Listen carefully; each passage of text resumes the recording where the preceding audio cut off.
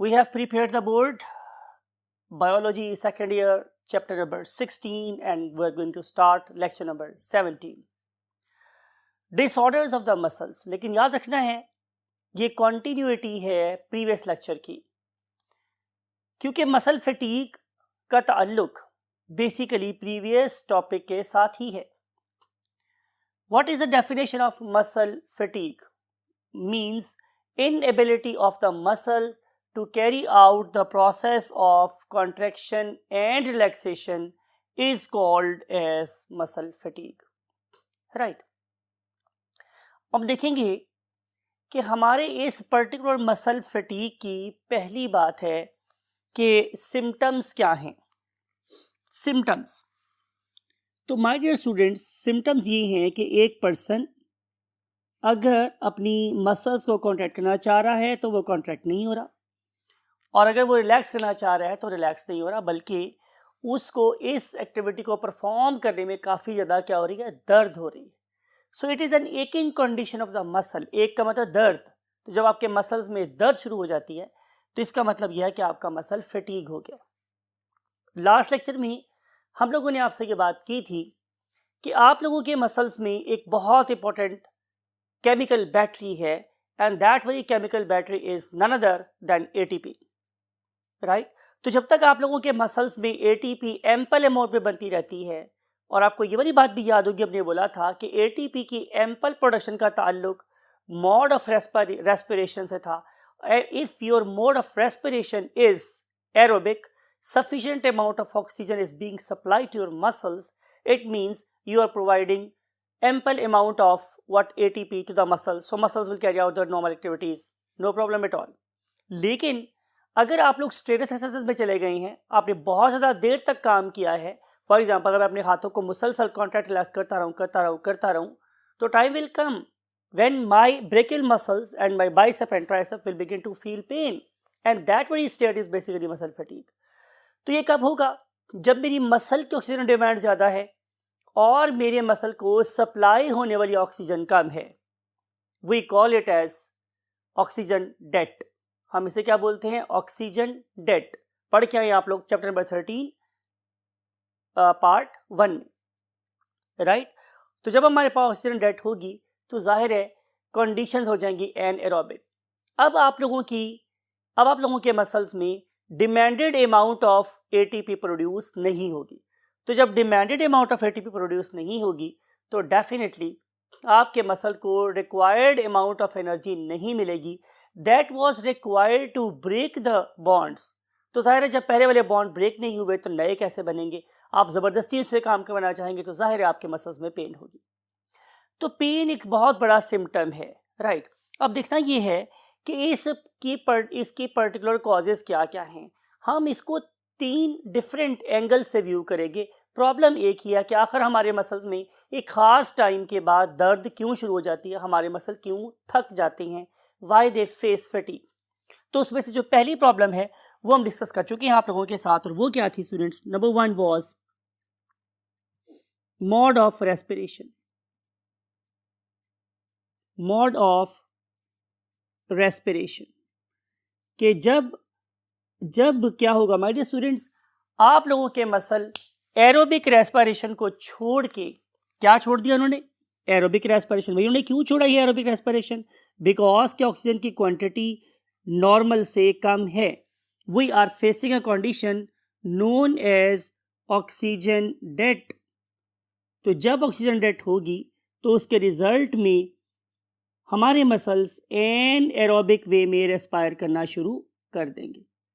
अब इस particular N aerobic respiration का ड्रॉबैक क्या है कि इसके रिजल्ट में एक वेस्ट प्रोड्यूस होता है, एक बाय प्रोडक्ट प्रोड्यूस होता है, and that very by product is nothing other than lactic acid. तो आप लोग इस पर्टिकुलर चीज़ को इस तरह भी लिख सकते हैं कि एक्यूमुलेशन ऑफ लैक्टिक एसिड. तो जब आप लोगों के मसल में लैक्टिक एसिड जमा होगा तो उसकी वजह से आप लोगों को पेन होगी. उसके बाद हम चलते हैं नंबर 2 पॉइंट पे. नंबर 2 पॉइंट क्या है मेरे पास students? Lack of ATP. Lack of ATP. Again although जो कॉज है वो सेम है मोड ऑफ रेस्पिरेशन, कि अगर आप लोगों के पास रेस्पिरेशन एरोबिक हो रही हो तो सफिशिएंट अमाउंट में एटीपी प्रोड्यूस हो रही होती है।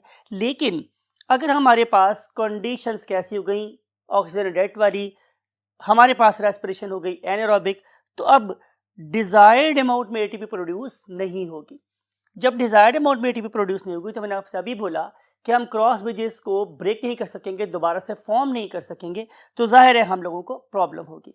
आप लोगों को ये वाली बात भी याद होगा कि हमने ये बात कही थी कि आप लोगों के मसल में जितना लैक्टिक एसिड बनता है, जितना लैक्टिक एसिड बनता है उसका 1/5, उसका 1/5 कहाँ इस्तेमाल होता है? In producing energy by means of aerobic respiration. ठीक है, उसके बाद क्या होगा? वो जो रिमेनिंग 4/5 पॉइंट है, it will be broken down by means of aerobic respiration. उस पर्पज के लिए एक साइंटिस्ट था, उसका नाम था कोरी, CORI, कोरी, और आप इसे कोरी भी कह सकते हैं, whatever you want to pronounce.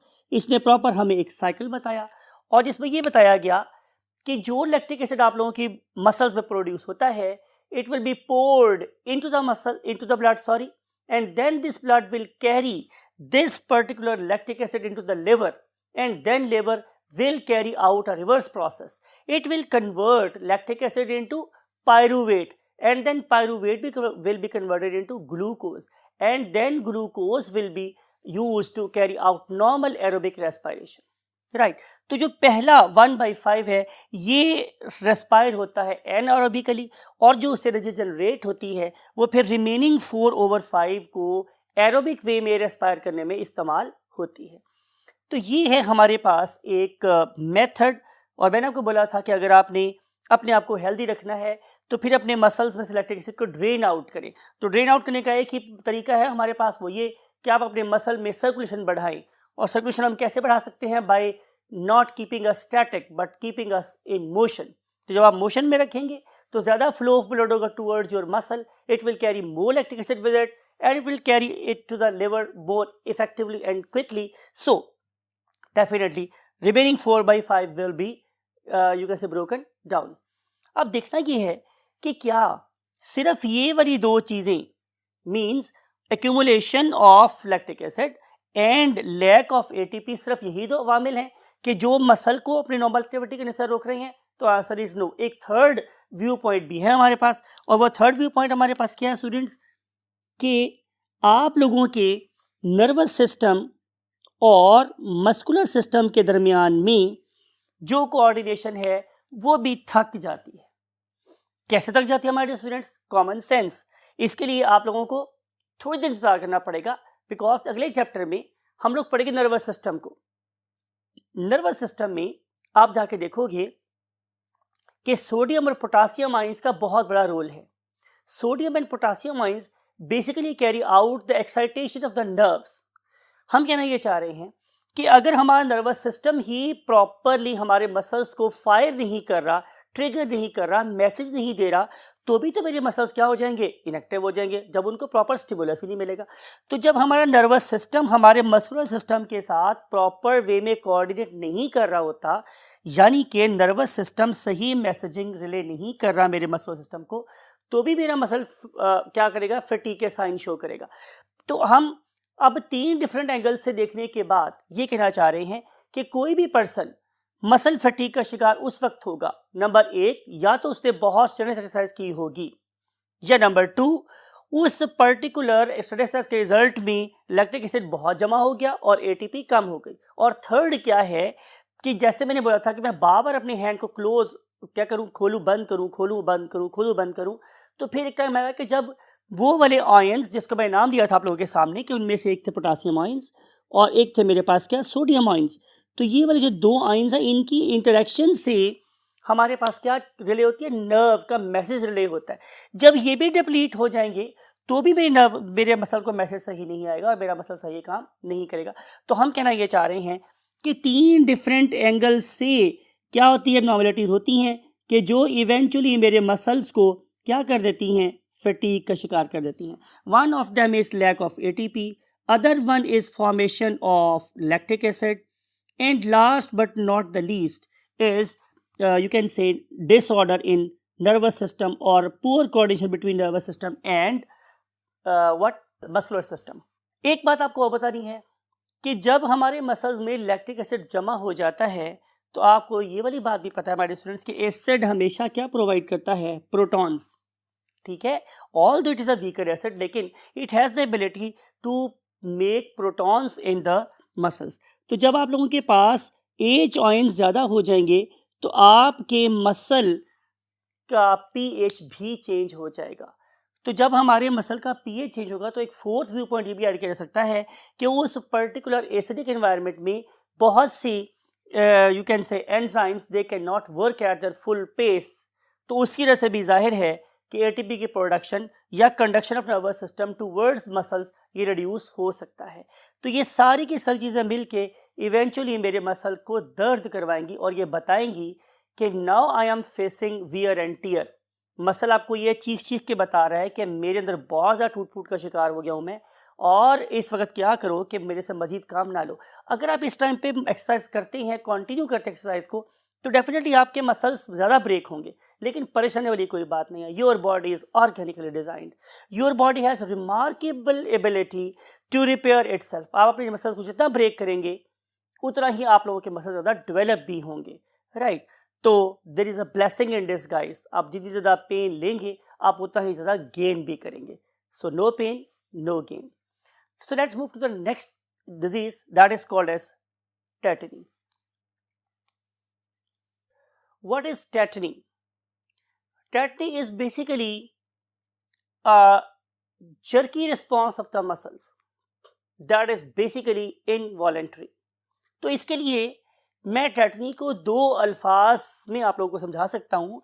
उनमें से पहली बात ये है कि ये एक इनवॉलंटरी एक्शन है, यानी कि ये जो काम है ये मैं अपने इरादे से नहीं कर रहा, मेरा मसल खुद ब खुद फड़कना शुरू हो गया, इनवॉलंटरी। और दूसरी मैंने क्या वर्ड यूज किया है, जर्किंग, कि आपके मसल को झटके लगना शुरू हो गए हैं जो आपके कंट्रोल में नहीं है, इसे हम बोलते हैं टेटनी। अब जो टेटनी है स्टूडेंट्स, इसकी क्या कॉज या कॉजेज हो सकती हैं। पहली बात है मेरे पास ये कि टेटनी की जो सबसे बड़ी कॉज है वो है decreased calcium level in the body, decreased Ca+2 यानी कि calcium level in the blood, in the blood. हमारे यहाँ एक बहुत ज़्यादा इम्बैलेंस पाया जाता है in the terms of treating the boy and the girl. हमारे यहाँ ख़ास तौर पे गांव में लड़के पर तो बहुत तवज्जो दी जाती है, और ख़वातीन या हमारी बेटियों की नरिशमेंट के ऊपर कोई तवज्जो नहीं दी जाती। रिज़ल्ट क्या होता है कि हमारी इन छोटी छोटी बच्चियों के अंदर कैल्शियम डेफिशिएंसी हो जाती है। इन पर्टिकुलर लड़कियों में या बच्चियों में जब कैल्शियम डेफिशिएंसी होगी तो they will face some abnormal movements, और उन इलाकों की जहालत क्या बताएगी इन्हें, जिन्हों जिन चमड़ गए। This is literally a very bad approach to the disorder. और होता क्या है, फिर को ला के डिफरेंट किस्म के आमिलों का चढ़ा दिया जाता है जो डेफिनेटली कुछ भी नहीं जानते हैं मेडिकल साइंसेस का, और वो केस को और ज़्यादा बिगाड़ देते हैं, यहाँ तक कि उसकी डेथ, बेचारी की डेथ भी हो जाती है। सो कहने का मकसद मेरे पास ये है कि अगर अब मूवमेंट्स अब नॉर्मल हो रही हैं और कंट्रोल में नहीं है तो उसके पीछे कोई जिन चुड़ैल तो शायद हो, लेकिन एक बात तय है कि कैल्शियम डेफिशिएंसी ज़रूर होगी। तो हम कहना चाह रहे हैं कि decrease calcium in the blood is the main cause of tetani. अब अगर हमारी ब्लड में कैल्शियम लेवल डिक्रीज हो रहा है तो इसकी भी तो कोई कॉज होगी। तो इसकी हम, इसलिए मैंने यहाँ पे एक बहुत बड़ा क्वेश्चन मार्क डाल के रखा हुआ है ताकि आपको बताऊं कि इसकी बहुत सारी कॉज हो सकती हैं। सबसे पहली कॉज मैं भी बता चुका हूँ कि हम अपने लड़कों को तो बहुत ज़्यादा घी और शक्कर और दूध और दही खिला पिला रहे होते हैं, और बेटी बेचारी को एक 4 की टुकड़ी से रोटी खिला रहे होते हैं। इसका मतलब है कि क्या कहना चाह रहा हूँ कि डिक्रीज्ड इनटेक ऑफ कैल्शियम पहली कॉज है मेरे पास, डिक्रीज्ड इनटेक ऑफ कैल्शियम, ये पहली कॉज। बहुत ज़्यादा यू कैन से केसेस में यही कॉज होती है, मेल न्यूट्रिशन। जो आप खा रहे हो वो सही नहीं है, उसमें जो चीज़ें आपको आपकी बॉडी के रिक्वायर्ड है वो मिल ही रही। खाली पेट भरना ही खाना नहीं होता, हेल्दी खाना सबसे इंपॉर्टेंट बात होती है। तो decrease intake of calcium is one thing, and second thing is decreased absorption of calcium. ऐसा भी हो सकता है कि हमारे पास हम खा पी तो सही रहे हैं, लेकिन कैल्शियम मेरी इंटेस्टाइन के थ्रू मेरे ब्लड का पार्ट ही नहीं बन रहा। तो डिक्रीज्ड एब्जॉर्प्शन ऑफ CA, ये एक और कॉज।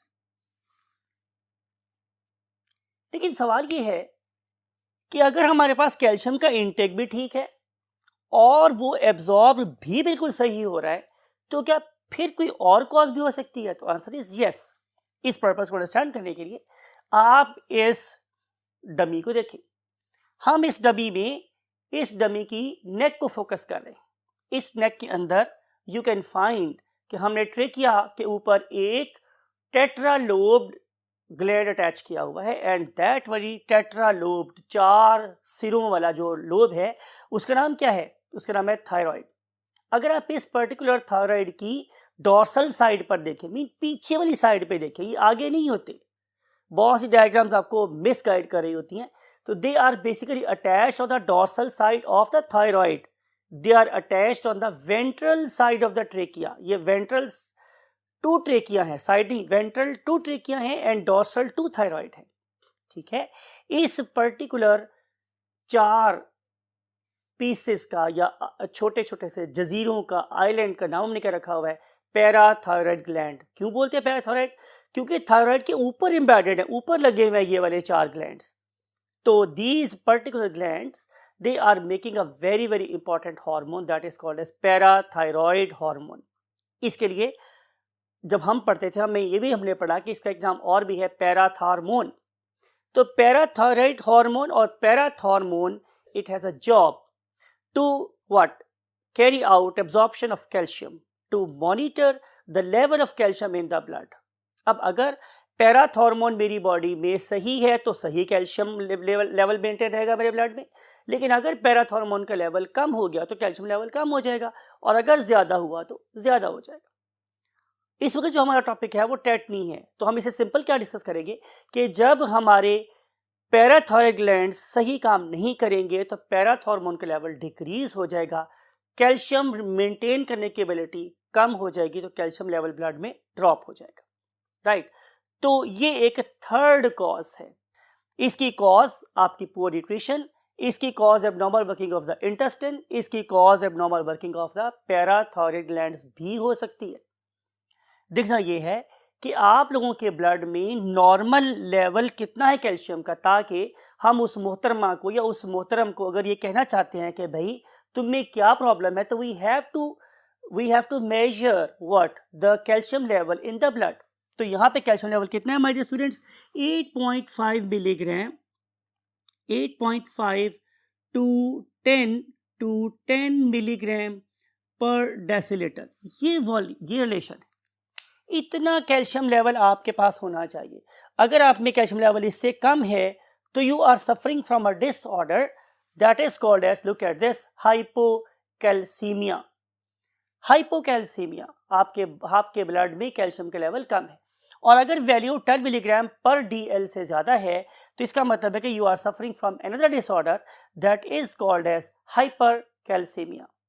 राइट, अब अगर मेरे पास 8.5 मिलीग्राम से लेकर 10 मिलीग्राम पर डेसीलीटर क्या है कैल्शियम है, तो इसमें से कितने परसेंट मेरी बोन में होगा और कितने परसेंट मेरे सेल्स में? तो आंसर है कि अबाउट 90% जो है, 99% सॉरी, वो कहाँ है? वो मेरी बोन्स में जाता है। 99% कैल्शियम मेरी बोन्स में और दांतों में स्टोर होता है।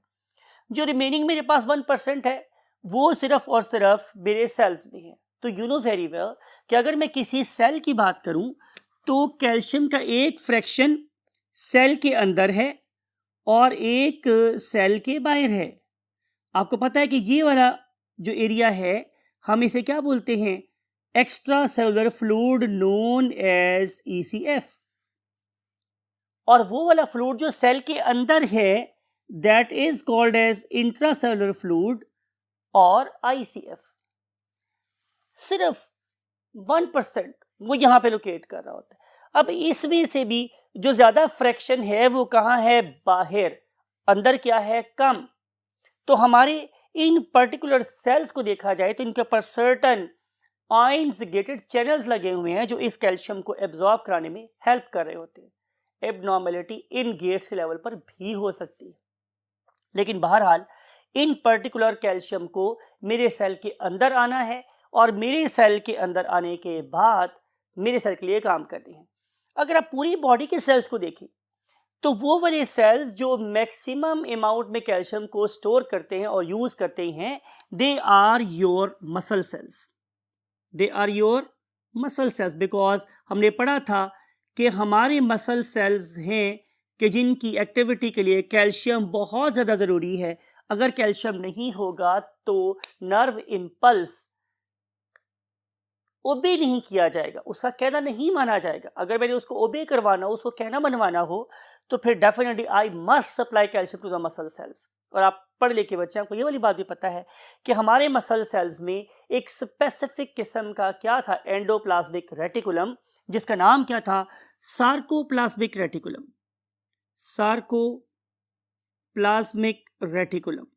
और इस सार्कोप्लाज्मिक रेटिकुलम को आपको याद होगा कि 3 चीजें थी। उनमें से एक नाम मेरे पास क्या था? Calcium tubules. फिर क्या थी? सार्कोप्लाज्मिक रेटिकुलम और network of smooth endoplasmic reticulum, plus इसके अंदर क्या थी? T tubules. तो ये वो 3 चीजें थी कि जो बेसिकली कैल्शियम को स्टोर करने और रिलीज करने का काम कर रही थी। क्या क्या था हमारे students? Sarcoplasmic reticulum, sarcoplasmic tubes और reservoir and then the T tubule. तो ये तीनों चीजें क्या बताती? ट्राइएड।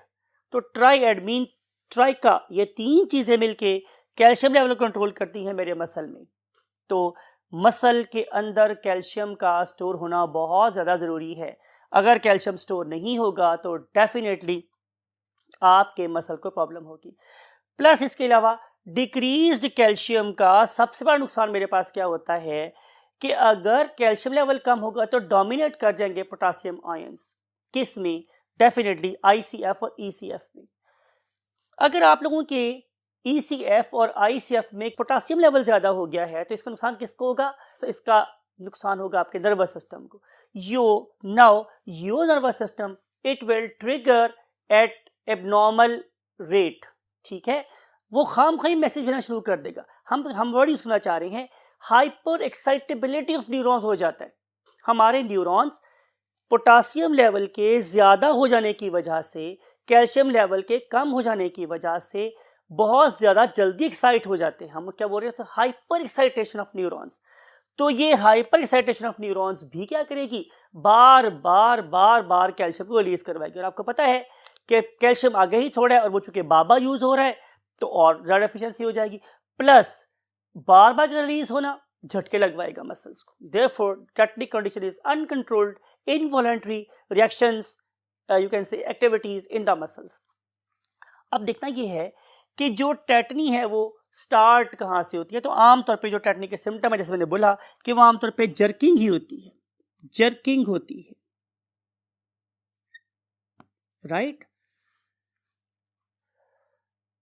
बैठे बैठे आपकी कभी आंख का मसल फटकना शुरू कर देगा, कभी ट्राइसेप का मसल फटकना शुरू कर देगा। ठीक है, कभी कभी आपके पेट में कन्वर्जेंस आना शुरू हो जाएंगे। तो these are all symptoms of what? Tetany. अब हम देखते हैं मैकेनिज्म को डिटेल से बयान कर दिया गया आप लोगों के लिए कि बेसिकली सबसे पहले क्या होता है कि आपका nervous system motor end plate पर मैसेज रिले करेगा। किसके ऊपर आके? हमारे मसल के ऊपर आके। ये वाला न्यूरोट्रांसमीटर फिर डीपोलराइज करता है या एक्टिवेट कर देता है मेरे मसल की मेम्ब्रेन को, और मेरे मसल की मेम्ब्रेन्स फिर मैसेज को लेके जाती हैं कहाँ पे? सार्कोप्लाज्मिक रेटिकुलम के पास। सार्कोप्लाज्मिक रेटिकुलम, सार्कोप्लाज्मिक ट्यूब्यूल्स और टी ट्यूब्यूल्स, मैंने आपसे बोला था कि ये रेजरवायर है मेरे कैल्शियम का। तो जो ही नर्वस एक्साइटेशन होती है मेरी मसल की मेम्ब्रेन एक्टिवेट होती है तो कैल्शियम रिलीज होता है, और कैल्शियम के रिलीज होने के बाद क्या होगा, मेरे पास बन जाएंगी क्रॉस ब्रिजेस। ये पढ़ा हुआ है आप लोगों ने, राइट। और अगर मैं इन क्रॉस ब्रिजेस को तोड़ना चाहता हूं तो मुझे चाहिए एटीपी, ठीक है।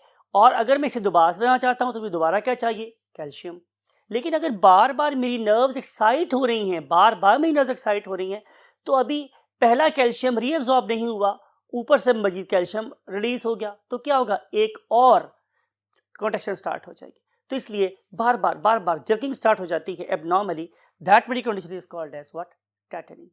अब सवाल ये है कि इसका ट्रीटमेंट क्या है, इसका इलाज क्या है। तो इलाज इज वेरी सिंपल। आप क्या करेंगे कि आप लोग पहले इस पर्टिकुलर विक्टिम की जो टेटनी का शिकार है उससे तो आप ये कोशिश करें कि आप पहले इसका इलाज बिल ग़ज़ा करें। आप इसको हेल्दी फूड दें that is very much rich in calcium, right. उसे दूध पीने को दें, उसे दही खाने को दें, उसे बटर वगैरह खाने को दें, राइट। इसके अलावा सब्जियां जिनमें कैल्शियम आयन ज़्यादा होते हैं, तो इससे कोशिश करें कि वो एक यू कैन से हफ्ते के अंदर, 2 हफ्ते के अंदर ठीक हो जाए। नॉर्मली ऐसा ही होता है, जैसे मैंने पहले बोला कि 99% न्यूट्रिशनल कॉजेज ही होती हैं, लेकिन अगर उससे ठीक नहीं हो रहा, वो फ़र्क नहीं पड़ रहा, आप उसे कैल्शियम कार्बाइड की CAC की टैबलेट्स भी खिला रहे हैं, फिर भी उससे फ़र्क नहीं पड़ रहा, then we should address the problem कि प्रॉब्लम कहाँ हो रही है। फिर आप उसका ब्लड टेस्ट करवाएंगे, फिर आप लोग उसका फॉर एग्जांपल पैराथॉर्मोन टेस्ट करवाएंगे, देखेंगे कि एब्नॉर्मलिटी कहाँ एग्जिस्ट कर रही है, और उसको अकॉर्डिंगली डील करेंगे, ना कि हम उसे किसी गलत हाथों में दे दें और केस कहाँ जाके ख़त्म हो, ऑर्गेनिज्म की डेथ पे ख़त्म हो। टेटनी की जो कंडीशंस होती है हमारे स्टूडेंट्स, ये इतनी ज़्यादा वर्स भी हो सकती हैं कि इसके रिज़ल्ट में हमारे बहुत ज़्यादा वाइटल, क्या कहना चाहिए, जो मसल्स हैं दे मे स्क्वीज परमानेंटली। फॉर एग्जांपल मुमकिन है मेरे फेरिंग्स के मेरे लेरिंग्स के मसल हैं वो परमानेंटली स्क्वीज हो जाएं, या मेरे जो ब्रोंकाई और ब्रोंक्यूल्स के स्मूथ मसल्स हैं वो श्रिंक हो जाएं, तो उसकी वजह से मुझे पल्मोनरी अरेस्ट हो सकता है और मेरी डेथ भी हो सकती है। So this is what we want to say about the tetani.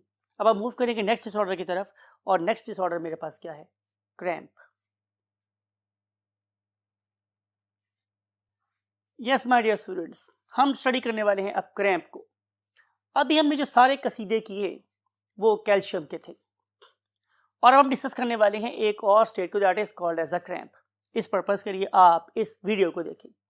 आपको नजर आ रहा है कि इस ऑर्गेनिज्म का पूरा मसल वो क्या कर रहा है, वो एब्रप्टली कॉन्ट्रैक्ट कर गया है, उसमें कॉन्ट्रैक्चर तो डेवलप हो गया है, लेकिन अब वो चाहने के बावजूद उसको रिलैक्स नहीं कर पा रहा। इसका मतलब ये होगा कि क्रैम्प भी एक इनवॉलंटरी एक्शन है। सो लुक एट दिस, हम लिख रहे हैं कि it is basically involuntary action, ये भी हमारे कंट्रोल में नहीं है, and it is a continuous contracture.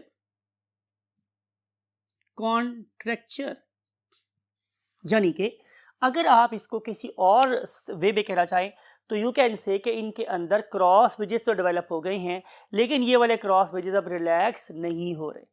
आपके ख्याल में एक कॉज तो ये हो सकती है कि ये वाला जो ऑर्गेनिज्म है ये अभी बहुत ज़्यादा स्ट्रेनस एक्सरसाइज करके आया है, तो इस स्ट्रेनस एक्सरसाइज के रिजल्ट में इस पर्टिकुलर ऑर्गेनिज्म में एटीपी कम हो गई। Common sense. मुमकिन है लैक्टिक एसिड बहुत ज़्यादा डेवलप हो चुका हो, मुमकिन है इसके मसल का इंटरनल पीएच चेंज हो चुका हो, लेकिन इसके अलावा एक और बड़ी इंपॉर्टेंट बात होती है जो हमने भी डिस्कस की थोड़ी देर पहले, कि आपके मसल में इलेक्ट्रोलाइट इम्बैलेंस हो जाए। मुमकिन है जब इस एक्सरसाइज की तो उसको बहुत ज़्यादा स्वेटिंग हुई और इसके बहुत ज़्यादा इलेक्ट्रोलाइट बॉडी में से ड्रेन आउट हो गए ड्यूरिंग द वर्कआउट प्रोसेस। ये सारी की सारी चीज़ें क्या कॉज कर सकती हैं, इनवॉलंटरी कॉन्टिन्यूस कॉन्ट्रैक्चर। ठीक है, this very state is called as basically cramp. अगर हम कंपेयर करें ठंडे इलाकों को और गर्म इलाकों को, तो ठंडे इलाके के लोगों को ये ज़्यादा फेस करना पड़ता है एज कम्पेयर टू गर्म इलाके के लोगों को।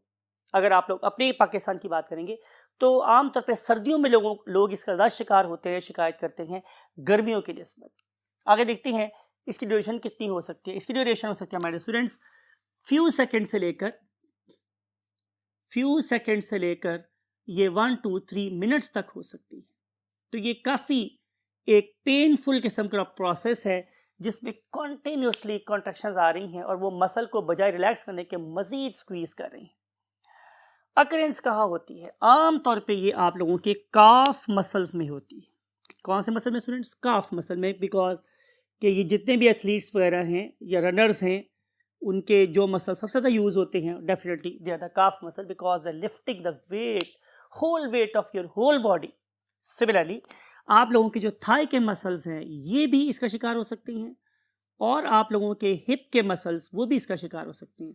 लेकिन इसका मतलब हरगिज़ ये नहीं है कि आप के हाथ की मसल ऐसा शिकार नहीं होते। अगर आप 3 घंटे का एक बहुत राइटिंग वाला पेपर करके हटे हैं तो उस वाले केस में भी आपके मसल्स कॉन्टिन्यूस कॉन्ट्रैक्शन का शिकार हो जाते हैं।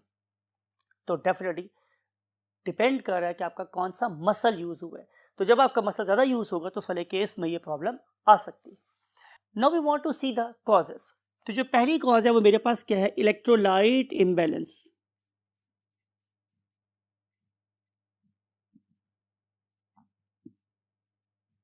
इलेक्ट्रोलाइट इम्बैलेंस इसका पहला cause. What is the second cause? decreased concentration of glucose in the blood। इसके अलावा मेरे स्टूडेंट्स डिहाइड्रेशन, जैसे मैंने बोला था कि इस पर्टिकुलर ऑर्गेनिज्म ने बहुत ज़्यादा एक्सरसाइज की है जिसकी वजह से बहुत ज़्यादा स्वेटिंग हुई है, और स्वेटिंग के रिजल्ट में पानी भी कम हो गया, ज़ाहिर साथ सॉल्ट्स भी ड्रेन हो गए। और लास्ट चीज़ मेरे पास क्या हो सकती है हमारे students? It is irritability of the spinal cord. Sometime ऐसा भी होता है कि प्रॉब्लम आपके मसल में नहीं होती बल्कि प्रॉब्लम उसके सोर्स ऑफ कंट्रोल पे होती है। यानी कि अगर अगर डिस्कस किया था मैंने आप लोगों के पास कि एक पर्सन है वो इज सफरिंग फ्रॉम स्पॉन्डाइलोसिस और फ्रॉम द डिस्क स्लिप, या कॉन्टिन्यूसली उसके जो क्या है सियाटिक नर्व है वो कॉन्टिन्यूसली प्रेस हो रही है, उसको प्रॉब्लम हो सकती है। तो उस वाले केस पे भी इरिटेबिलिटी ऑफ स्पाइनल कॉर्ड ये भी एक उसकी बहुत बड़ी कॉज हो सकती है।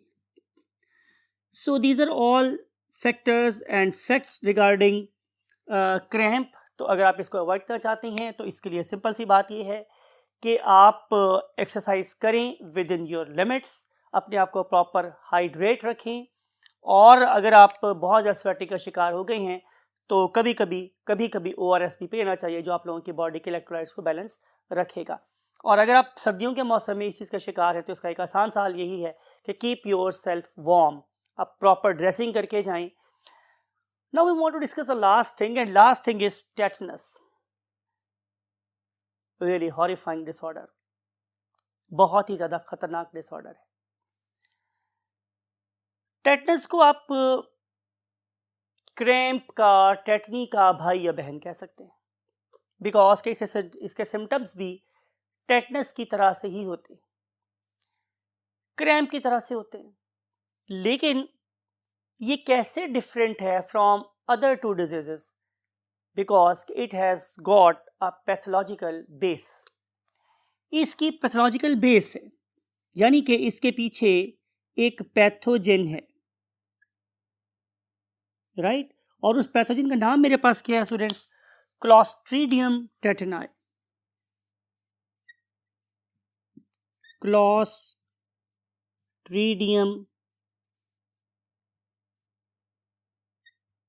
tetani.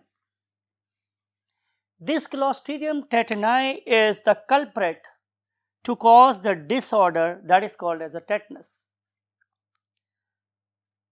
दुआ ये है कि आपको कभी इस पर्टिकुलर बैक्टीरिया का सामना ना करना पड़े, और जो हमारे डेवलप्ड नेशंस हैं उनके लोगों को आमतौर पर ये इसका सामना कम करना पड़ता है।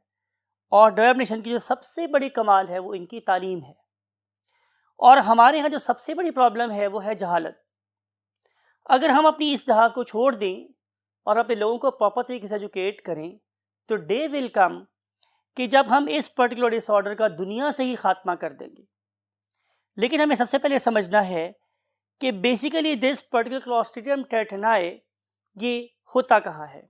अक्रेंस।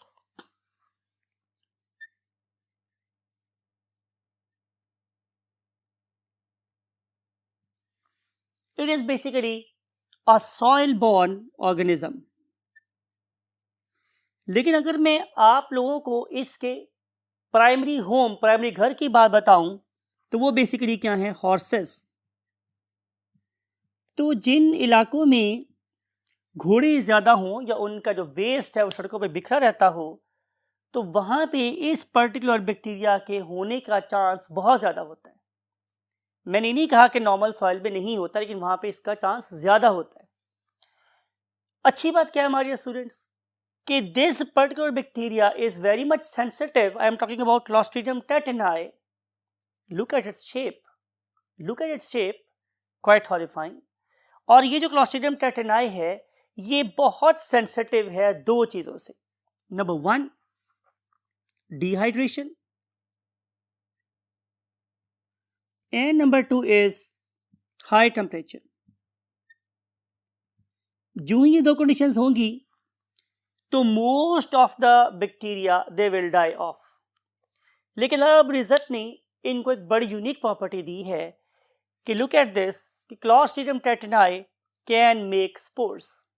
अब जो आपको डायग्राम नजर आ रही है, इमेज नजर आ रहा है, सॉरी, दैट इज डिपिक्टिंग और showing the spores of Clostridium tetani. Now these particular spores they can survive for years. जब मैं बात कर रहा हूँ ईयर्स, का मतलब है it may be for 40 years और इवन मोर। अब ये जो बड़े स्ट्रॉन्ग किस्म के स्पोर्स हैं ये सॉइल के अंदर, जैसे मैंने बोला, कई सालों जिंदा रह सकते हैं। आमतौर पर यह कहा जाता है कि इसका ताल्लुक कील के पाँव में चुभने से है। ये बिल्कुल गलत कॉन्सेप्ट है, बिल्कुल गलत कॉन्सेप्ट है। अगर आप लोगों को इन्फेक्शन हो, अगर आप लोगों को रोड एक्सीडेंट हुआ है और आप लोगों को कोई भी डीप वूंड आ गया, वो किसी वजह से भी हो, तो उस पर्टिकुलर वूंड में ये वाले बैक्टीरिया अगर पेनिट्रेट हो गए हैं तो खुदा न खासा आपको टेटनस हो सकता है। सवाल ये है कि हम डीप वूंड पे इतना फोकस क्यों कर रहे हैं? आंसर इज कि ये वाला जो बैक्टीरियम है it is very much active in anaerobic conditions. It is very much sensitive to higher concentration of oxygen. तो यहाँ पे हम एक बात और लिख सकते हैं, हायर कॉन्सेंट्रेशन ऑफ ऑक्सीजन। तो जब मेरे पास कॉन्सेंट्रेशन ऑक्सीजन की ज़्यादा होगी तो भी ये मर जाएगा। लेकिन अगर ये वाला बैक्टीरिया सॉइल में इसके वो प्रेजेंट है, क्या स्पोर्स प्रेजेंट है, और ये वाला, look at this particular animation, आपको नजर आ रहा है कि इस ऑर्गेनिज्म का जो पाँव है एक कील के ऊपर आ गया। अब सवाल ये है कि क्या कील ने इन्फेक्शन कॉज की है? तो आंसर इज नो। क्या रस्टी कील ने इन्फेक्शन कॉज की है? तो आंसर इज नो। बेसिकली ये वाला जो कील था वो सॉइल के अंदर था, तो जाहिर है सॉइल को आमतौर पे पानी मिलता रहता है तो उस पर रस्ट डेवलप हो जाती है। Rust is not the victim, rust is not the culprit.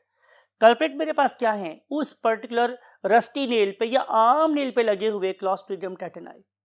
ये वाले क्लॉस्ट्रीडियम टेटेनाई, जैसे मैंने बोला कि दे लव एनाएरोबिक कंडीशंस। तो when wound is deep, conditions are more conducive for it, इसके लिए ज़्यादा फेवरेबल हैं, तो वो इस डीप कट के अंदर बड़ी आसानी से क्या करता है, मल्टीप्लाई करना शुरू कर देता है।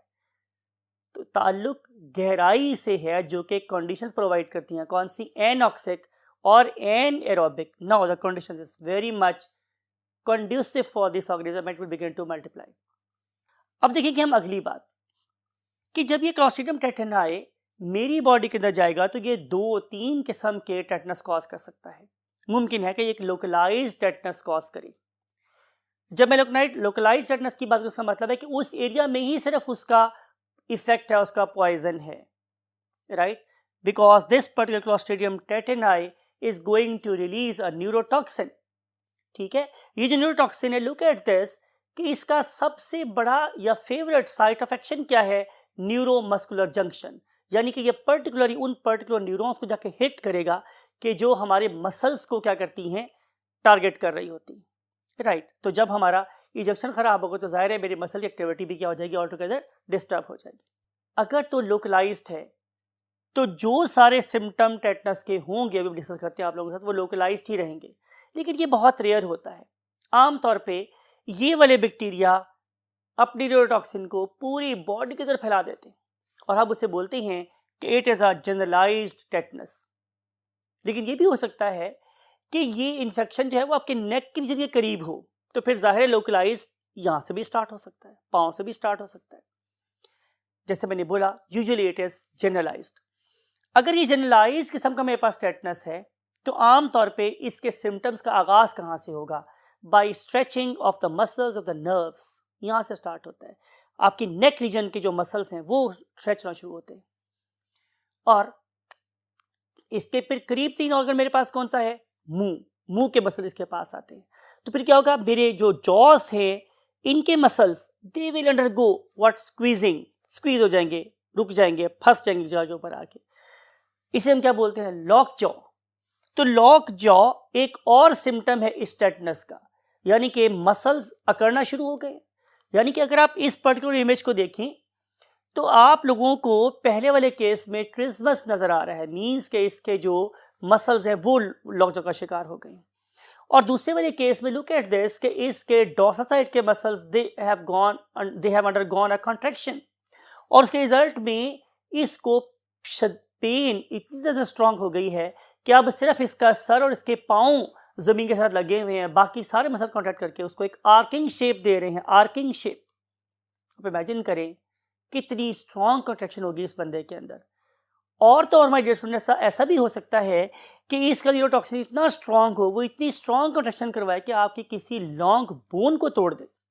Muscles have got unique power even to break the bones. तो ऐसा सा केस भी हो सकता है, राइट। तो इस पर्टिकुलर डिसऑर्डर को, जिसकी कॉज न्यूरोटॉक्सिन है, जो जनरलाइज होता है, बड़ा सीवियर होता है, इसको ट्रीट करना ऑल टुगेदर बहुत डिफिकल्ट है, बिकॉज के स्पोर फॉर्मिंग बैक्टीरिया होते हैं, ये जल्दी से स्पोर बनाने की एबिलिटी रखते हैं अपने गिर्द। तो फिर इसका इलाज क्या है? तो मेरा सजेशन ये है कि आपने ये स्टेटमेंट सुन रखी होगी कि परहेज इलाज से बेहतर है, तो क्यों ना इलाज से पहले इसकी प्रिवेंशन आपको बताई जाए। तो देखते हैं कि what is it's prevention. Its prevention is anti-tetanus vaccine. Anti-tetanus vaccine. हमारे पास वैक्सीन प्रेजेंट है और हम इस वैक्सीन को लगाना शुरू कर देते हैं बच्चों को 2 माह की उम्र से। 2 माह की उम्र में, 4 माह की उम्र में, 6 माह की उम्र में, 1 साल की उम्र में, फिर 1.5 साल की उम्र में, फिर 2 साल की उम्र में, फिर हम 4 से 6 साल की उम्र में, फिर 12 साल की उम्र में इसके बूस्टिंग शॉट्स देते हैं। इन सारी की सारी एक्टिविटीज़ का एक ही मकसद है कि हम आप लोगों की बॉडी के अंदर वो फोर्स इंट्रोड्यूस करना चाहते हैं जिसे हम एंटीबॉडी कहते हैं। Why we want to introduce antibodies? Because कि ये बहुत लीथल बैक्टीरिया है। अगर ये आपकी बॉडी में इन्वेट कर गया और इन्वेट करने के फौरन बाद किल ना हुआ तो भी इसको कंट्रोल करना बहुत ज़्यादा मुश्किल हो जाता है। Therefore we introduced antibodies. दुनिया में से मीन्स अगेन डेवलप्ड कंट्रीज में से तो ऑल टुगेदर हमने इसे ऑलमोस्ट मैनेज कर दिया हुआ है, लेकिन जो हमारे डेवलपिंग कंट्रीज है like Pakistan, Asia and Africa, in countries में अभी भी ये चूँकि ऑर्गेनिज्म भी प्रेजेंट हैं और ऐसी सड़कें भी प्रेजेंट है जहाँ ये प्रीवेल कर सकती हैं और लोगों का लिटरेसी रेट भी बहुत कम है।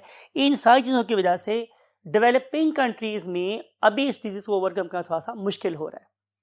लेकिन इसका इलाज क्या है कि जो ही आप लोगों को कोई डीपर वुंड आए या आप रोड साइड एक्सीडेंट हो तो आप ATS ज़रूर लगवाएं।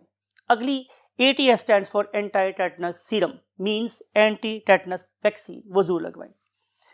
अब अगली बात मेरे पास ये है कि हम ATS कब लगवाएं? तो आंसर है मेरे पास कि एक्सीडेंट होने के मैक्सिमम 48 आवर से पहले लगवाएं। ज़्यादा बेहतर है कि फ़ौरन लगवाएं, लेकिन अगर 24 आवर गुजर गया तो भी उसे लगवा देना चाहिए, बिकॉज लगवाना ना लगवाने से बेहतर है। लेकिन कितनी ड्यूरेशन के बाद लगा जाए? मिसाल के तौर पर एक बंदे का एक्सीडेंट आज हुआ है और 2 माह के बाद एक्सीडेंट फिर हो जाता है तो क्या दोबारा लगवाए? तो answer is no need at all. ये वाली वैक्सीन अगर आपको सही मिल गई है तो इसका इफेक्ट आप लोगों की बॉडी पे 5 साल तक रहता है। तो अगर आप लोगों का एक्सीडेंट 5 साल से पहले हो रहा है, 3 साल में हो गया, 2 साल में हो गया, 4 साल में हो गया, तो there is no need of ATS। लेकिन अगर आप एक्सीडेंट 5 साल के बाद हुआ है तो definitely you are in need of an immediate ATS injection. Allah Taala आप लोगों को इन तमाम किस्म की बीमारियों से बचा के रखे और आप बड़ी हेल्दी लाइफ गुजारें। जहालत को दूर करने के लिए इल्म का नूर फैलाते रहें और अगर आप ज़िंदगी में डॉक्टर इंशाल्लाह बन जाएं तो आप लोगों में अवेयरनेस ज़्यादा डेवलप करें कि ये सबसे बड़ी एक यू कैन से सक्सेस है अपनी ज़िंदगी की। इस दुआ के साथ कि आप अपने इल्म की रोशनी से जहालत के अंधेरे दूर करने में कामयाब हों। आई वांट टू से यू अल्लाह हाफिज़।